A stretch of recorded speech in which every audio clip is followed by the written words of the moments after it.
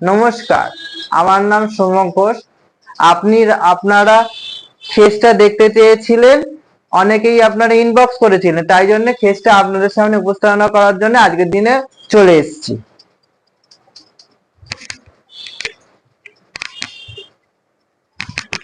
এই হলো খেস।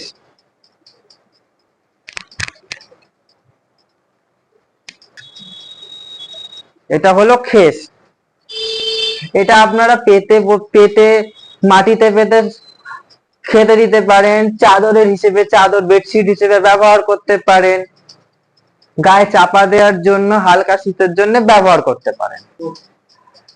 অনেকেই উলের জিনিস গায়ে দিলে কুটকুট করে, এটা পাতলা কম্বলের সঙ্গে গায়ে দিলে পুরো শীত চলে যাবে, সুন্দর এবং কমফোর্টেবল হবে।